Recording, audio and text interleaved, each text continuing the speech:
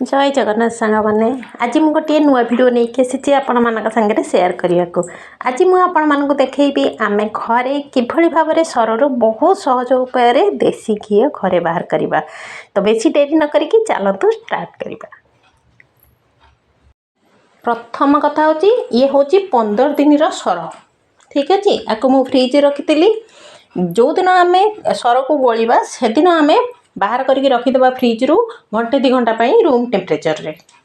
तापरे टिके घोरी देकरी ताको भल भाव में सांगे सांगे लहुणी बाहरी आसीबा हाथ में एमती ताको बाहर करनबा। बाहर कला परे ताको अल्प टिके पानी देकरी फेर थरे से पानी रु ताको निकाल दबा बाहर करके अन्य गोटे जगह को रखिनबा ताकि जो स्मेल की खट्टा अंश से सब जेमती न रहे। ये देखंतु एथिरे घोरा जाइछि आ पानी रु बाहर करके ए लहुणी की रखिनेलु।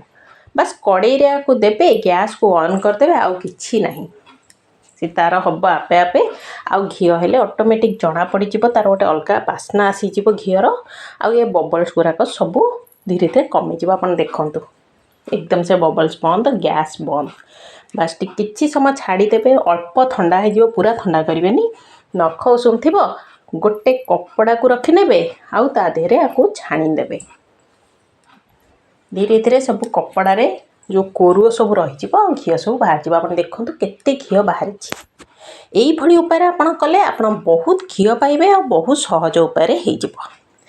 तो जदि ये वीडियोटी आपको टिके भी पसंद आसथिबा तो वीडियो को लाइक शेयर कमेंट निश्चय करदेवे। चैनल को सब्सक्राइब करदेवे। जय जगन्नाथ।